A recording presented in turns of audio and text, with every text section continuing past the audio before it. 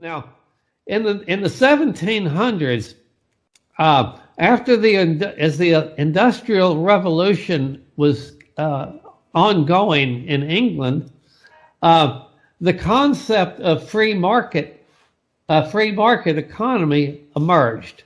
Adam Smith wrote his book, The Wealth of Nations, and that had a lot of insight into the best way for an economy to be run.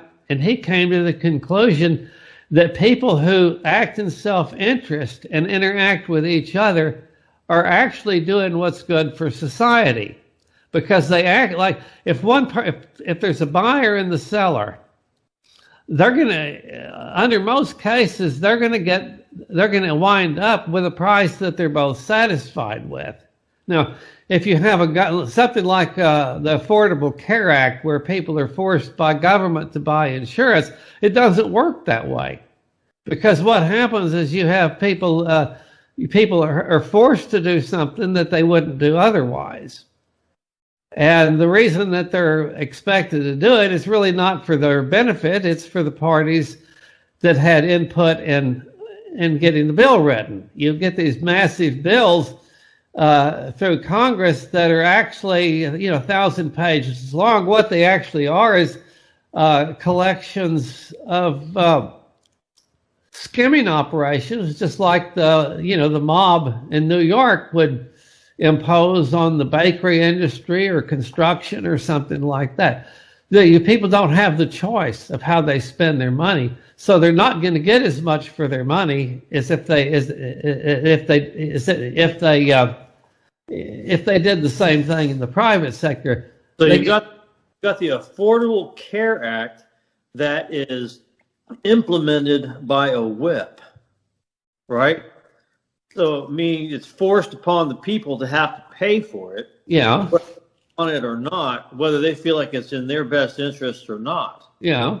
That sounds very caring, and it doesn't sound very affordable. Well, it's not affordable. That's just the name of the bill. I mean, when that bill was passed, there's two things that happened almost immediately. Yeah. And what's that? One of them was lifespans of Americans started dropping. Really? Yeah, 1914, for the first time in history, lifespans of Americans started dropping right after the Affordable Care Act was imposed upon them. Now, so there's some other things about an act like that. Does anybody in the world actually know where the verbiage in that bill came from? Who actually wrote the bill? It has a lawmaker's name on it. One of them signed it, but who actually filled that 1,000-page bill with dialogue? We don't know who writes these bills. It's not congressmen. Congressman. I would be willing to bet that there's probably not one congressperson who has actually read that bill. That wouldn't surprise me. I would bet on it. I really would. The Congress, when was the last time any congressman or senator ever proposed a bill that his constituents thought of? Like can you imagine a congressman going and sitting down with a group of his constituents to write a health care bill, and he and the constituents coming up with the provisions to it? That's not going to happen. It never happened. So, we talk about representation that people are supposed to have. We don't have any representation at all. Our elected leaders don't even write these bills themselves. They don't necessarily. I can't prove that they don't read it, but I'm sure that they don't. Who would read it? Huh? Who would read 1,000 pages? Well, nobody. And really, the reason the bill gets gets passed is that they owe their essence to the authors of these bills. I mean, that's who finances their campaigns. They're the ones who make their lifestyles worthwhile after they get out of Congress. And really, the typical representative could not get in, not stay in office, could never be elected to office unless he constantly kowtowed to the different people and organizations that control their essence. And that's the way government really works.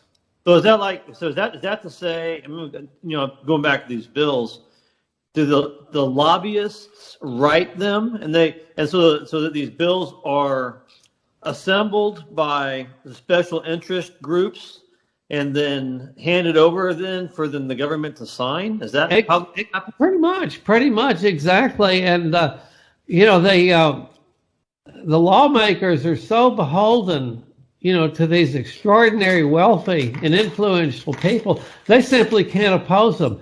To oppose somebody that like this, they would bring the wrath of the world down on themselves, and they'd be out of office in no time at all. So you never see anybody, any person in government ever opposing anything that the lobbyists write. Now, and again, I'm not even sure that what actually would be called a lobbyist, because we never know who writes these bills. You could search online. Try it. Anybody, try searching online. You'll go blind before you can find out who authored any of these bills. Really? The bills are self-serving. They're skimming operations that are put together by, actually it is organized crime. That's exactly who runs our government and runs our lives. It's organized crime. Well, people ask me, how do you know that? Well, if you look at the outcomes of things, and you have the same outcome, a bill gets passed and it contains skimming operations, and then you look at the skimming operations that the mob has imposed on the people of New York from time to time.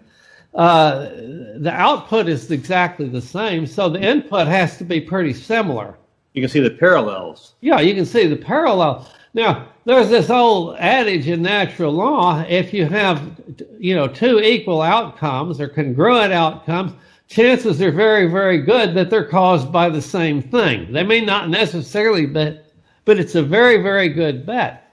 But the fact is that nobody knows who writes these bills, and if we are dealing with organized crime, which I'm certain that we are. That's what the deep state is. It's a giant global organized crime syndicate. They don't put ads in county courthouses announcing that they're operating as a mob, or that they're racketeering on an international scale. We went through years and years and years through most of the 70s with the FBI denying that there even was a mafia. Yeah. So the mafia doesn't put ads in the paper and explain what they're doing either. So tell me, okay, I read something about that the other day. Wasn't it that the head of the CIA? Wasn't he a homosexual? Well, that was Edgar J. Hoover. Yeah. And see, the mob had pictures of him. Yeah. Functioning as a homosexual. So they had dirt on him. Yeah, they had dirt on him. And so for all his career, J. Edgar Hoover denied the existence of the mafia to save his own skin.